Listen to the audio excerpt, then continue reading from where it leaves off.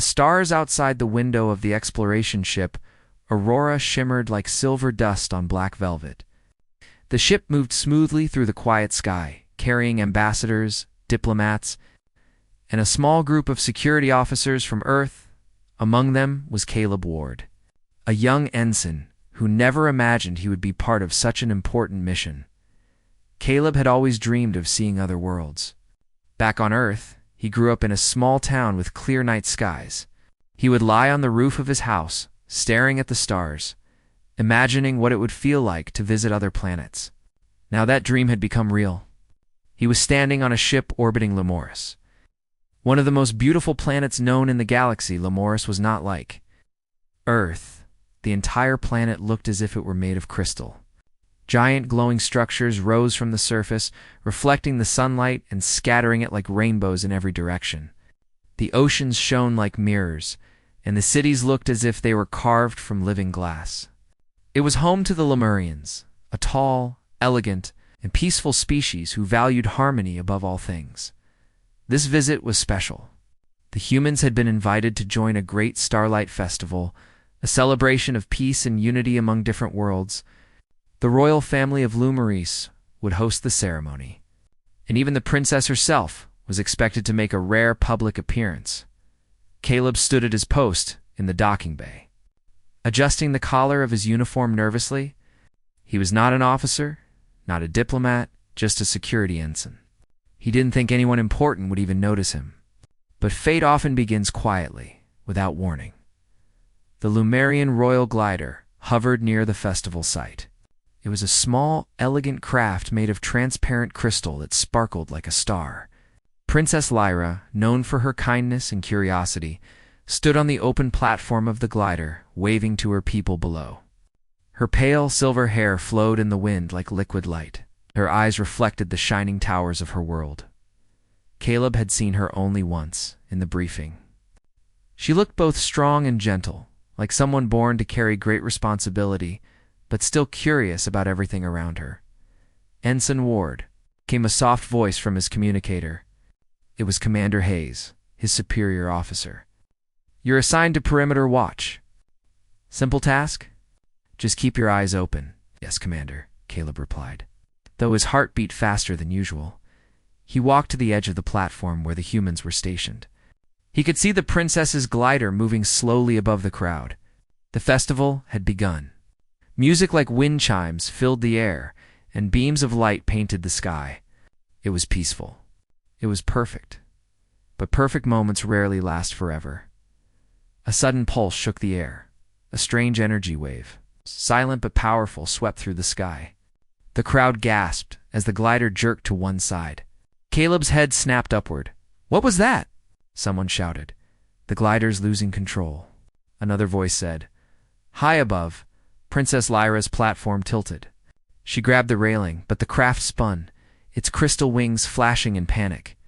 The pilot struggled to stabilize it, but the storm wasn't natural. The air shimmered with strange ripples as if something invisible was pulling the craft downward. "Evacuate the area," Commander Hayes ordered. "Secure the perimeter." But Caleb wasn't looking at the crowd. He was looking at the sky. He saw the princess stumble as the glider dropped lower. Her voice, though distant, reached him through the comms. "Help." Caleb didn't think.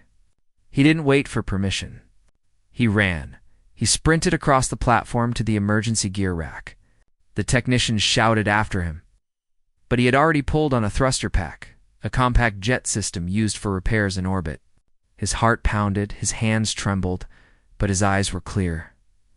"Ward, stand down." The commander's voice came through the comms. But Caleb launched himself. Into the air, the wind roared past his ears as the thruster pack pushed him upward. The crystal towers sparkled below him. The glider spun closer, and he saw the princess struggling to stay on her feet. Her silver hair whipped around her face, her eyes wide with fear. Caleb angled the thrusters, fighting the pull of the strange energy. He had trained for emergencies, but not for this. This was not a drill. One mistake, and he could fall. "Come on," he whispered to himself. "Steady." The glider cracked on one side as the energy storm pulled harder. Caleb's boots touched down on the slippery platform. For a heartbeat, he almost lost his balance. But then he saw her Princess Lyra, and something inside him grew steady. "Don't move," he shouted, his voice clear over the wind. She stared at him, surprised. "You're human," she said softly. "Yeah," Caleb answered, "and I'm here to help." The platform tilted again. Caleb grabbed a railing with one hand and reached for her with the other. She hesitated, not because she didn't trust him, but because she had never seen someone move like this before. Humans were known for their quickness, their courage, their strange, fierce loyalty. She saw it in his eyes now. She took his hand. The moment their hands touched, a surge of energy passed between them. It wasn't the storm. It was the weight of two lives holding on to one fragile hope. Caleb pulled her toward him just as the glider tilted sharply downward. He turned his thruster pack to maximum power. The platform cracked beneath them with a sound like breaking glass. "Hold on," he yelled.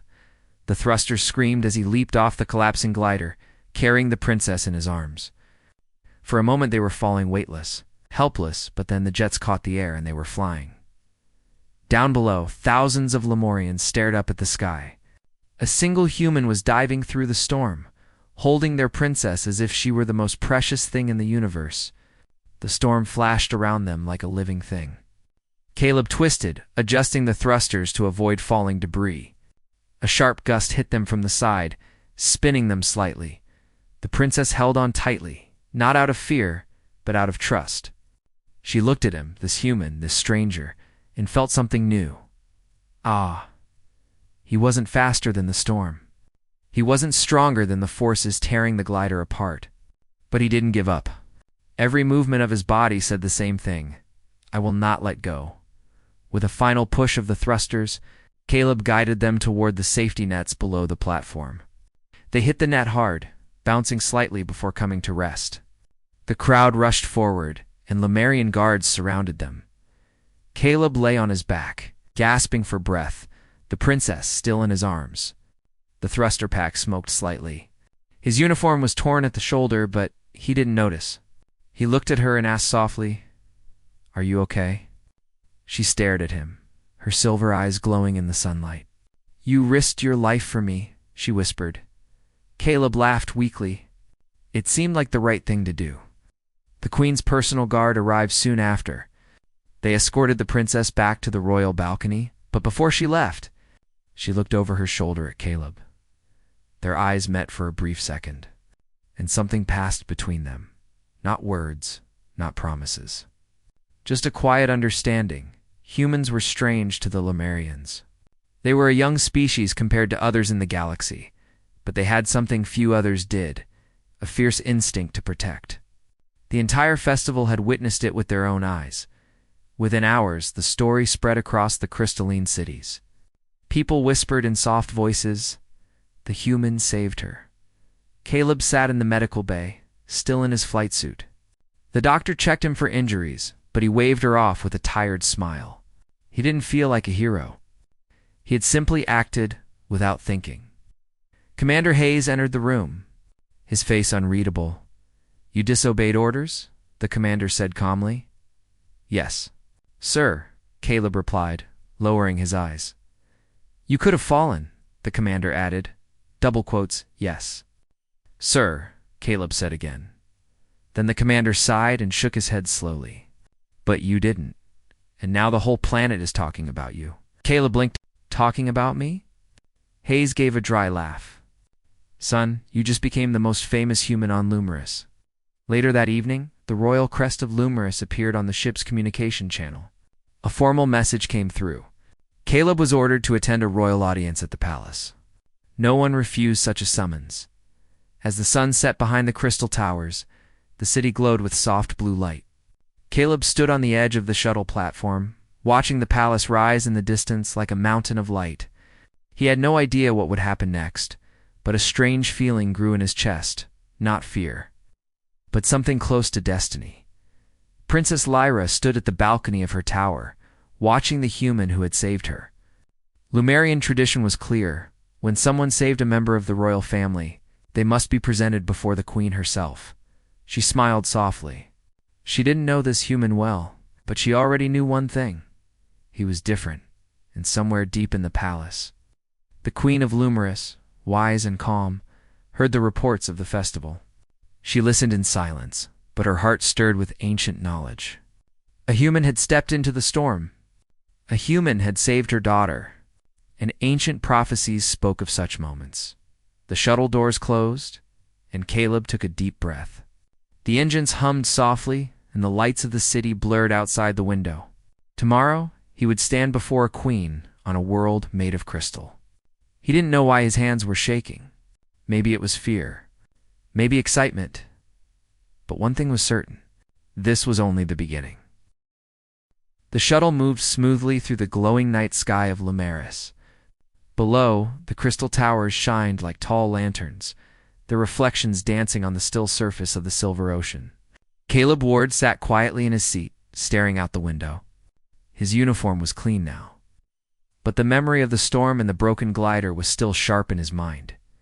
He could not stop replaying the moment. He had leaped into the air, the way the princess had looked at him when he caught her hand. He had not expected fame. He had not expected to become the center of an alien world's attention. But now, the Queen of Lumerus had personally demanded to meet him. Caleb felt a knot in his stomach. He was just an ensign, not a hero, not a diplomat. He didn't even know what to say to a queen. The shuttle pilot turned slightly and spoke in a calm voice. "We will arrive at the royal palace in 3 minutes." Caleb nodded slowly. "Right," he whispered. 3 minutes. The palace rose ahead like a mountain of living crystal. It was built on a floating platform that hovered above a lake. Hundreds of glowing lights circled around it, moving like stars caught in a gentle wind. Long, curved towers reached toward the night sky, and a wide bridge of light stretched from the landing bay to the entrance gate. As Caleb stepped out of the shuttle, the sound of music and soft wind greeted him. A group of Lumerian guards in silver armor waited at the end of the bridge. Their faces were calm, their movements graceful, like they had rehearsed every step. "Ensign Caleb Ward of Earth," one of the guards said in a clear, melodic voice. "Her Majesty awaits." Caleb nodded nervously. I understand." He followed them across the glowing bridge. The closer he got, the more unreal the palace seemed. The walls shimmered faintly, like they were breathing. Light moved along the crystal surfaces in smooth waves, making the whole structure feel alive. The doors opened without a sound, revealing a grand hall. Hundreds of Lumerians stood on both sides, dressed in soft fabrics that shined like the night sky. At the far end of the hall, on a tall crystal throne, sat the Queen of Lumerus. The queen was unlike anyone Caleb had ever seen. She wore a flowing silver robe that seemed to glow softly from within. Her hair, long and bright, was braided with small blue lights that twinkled like stars. Her eyes were calm and deep, filled with quiet wisdom. Caleb slowed his steps as he approached. His heart was beating fast now. He remembered all the stories he had heard about royal courts. One wrong word could turn respect into insult. He forced himself to keep his shoulders straight. The queen raised her hand gently. The hall fell silent. "Human of Earth," she said, her voice smooth and clear. "You have done something that few outside our kind have ever dared. You leaped into the storm for my daughter." The words echoed softly through the hall. Caleb swallowed, unsure what to say. She continued, "In our history, there are many tales. Tales of courage, loyalty, and great sacrifices. But rarely do they involve someone from beyond the stars. And yet, tonight, every Lumerian speaks of you." The crowd murmured in agreement, their silver eyes watching him closely. The queen stood, and the room seemed to glow brighter. "Step forward." Caleb took a deep breath and walked toward the base of the throne. He bowed slightly, the way he had been taught for official ceremonies, even though he didn't know their customs. The queen tilted her head slightly, as if amused by his carefulness. "You risked your life for Princess Lyra without expecting reward," she said softly. "You acted when others froze." "Why?" Caleb hesitated. His voice was small at first. "Because she needed help, and I was there. It didn't matter who she was. I just knew I had to do something. The queen's expression softened. Spoken like someone who follows his heart before fear can speak, Lyra entered the hall from a side door. She wore a simple flowing dress, not the formal robes of earlier. Her silver hair shined under the lights, and her steps were quiet as she moved to stand beside her mother. She looked at Caleb and smiled gently. He didn't hesitate, she told the queen. I saw it in his eyes. It wasn't duty. It was choice. The queen nodded slowly, turning her gaze back to him. On Lumerus, such acts are not ignored. There is an ancient custom. One who saves a royal must be presented before the throne and given a place of honor. But this time, it is different. The crowd shifted, curious. Caleb's heart skipped a beat. She continued, there is an old prophecy. It speaks of a stranger from beyond the stars who will appear in our time of need, one who will stand between Lumerus and the shadow to come. Caleb stared, unsure if he had heard correctly. A prophecy? About me? That didn't make sense. He was just a security officer, I believe, the queen said, that you are the one our ancestors spoke of. And so she paused. The silence in the hall deepened. I demand your presence on Lumerus. Caleb's eyes widened. You demand my presence? He repeated softly. The queen nodded. Yes. I ask you to stay as the protector of the princess and the symbol of a bond between our worlds. I will not force you, but the choice is before you. The words hung in the air like shining threads. Caleb felt the weight of them press against his chest. He looked at the princess. Lyra's eyes were steady, but kind. She didn't want to trap him. She simply waited for his answer. Why me? He asked quietly. I'm not special. I'm not a hero. I just did what anyone would have done. The queen stepped down from the throne, her movement smooth and almost silent. She stopped in front of him, close enough that he could see the soft glow of her robe. And that, she said gently, is why you are special. Others may wait. Others may turn away. But you acted. Princess Lyra spoke softly. Our world needs someone who believes in doing what is right, even when no one asks. That is what makes you different. A soft breeze moved through the hall, stirring the light around them. Caleb remembered Earth, the wind on the roof of his house, the stars above his head. He had always wondered if humanity had a place among the stars. Now, looking into the queen's calm eyes, he felt something he had never felt before. He belonged. The queen raised her hand, and the light in the hall shifted. A silver emblem floated toward Caleb, a small crystal star. Glowing faintly, this is the emblem of guardianship, she said. It has not been given to an outsider in centuries. With this, you will be known as the guardian of Lumerus. Your name will be sung in our cities and carried in our skies. Caleb reached out slowly and took the emblem. It was warm in his hand. The crowd bowed their heads as a soft chime filled the air. The moment felt too big for him, yet exactly right. After the ceremony, Caleb walked with Princess Lyra through the quiet palace gardens. The trees were made of light, their leaves shining softly like fireflies. The night was peaceful. I didn't expect any of this, Caleb admitted, holding the emblem carefully. Lyra smiled. Neither did I. But sometimes, destiny chooses the quiet ones. He looked at her, unsure how to respond. She laughed softly at his expression. You don't have to be a warrior, she said gently. You only need to be yourself. That's what made you strong in the storm. He stared up at the glowing sky. Back on Earth, I always felt small. Like one person didn't matter much. But here, Lyra said, one person changed everything. The next day, Caleb stood on a balcony overlooking the Lumerian capital. News of his new title had spread across the planet. Lemurians greeted him with light shows, songs, and messages of gratitude. Children waved small crystal stars in the streets. Commander Hayes joined him on the balcony.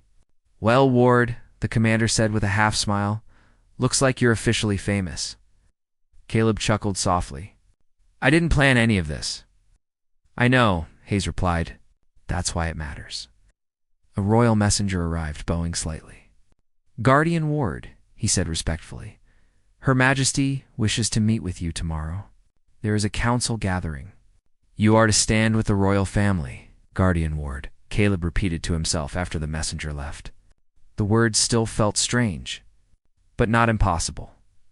That night, Caleb sat alone in the quiet palace garden. He held the glowing emblem in his hand. Somewhere above the stars, Earth was out there. He had a home. But here among strangers, he'd been given a purpose. He didn't know what challenges were coming. He didn't know what the prophecy truly meant. But for the first time in his life, he felt ready to face it. He looked up at the stars and whispered, "I guess this is just the beginning," far above the glowing towers. The wind carried his words softly into the night sky, a new legend born not from power, but from courage.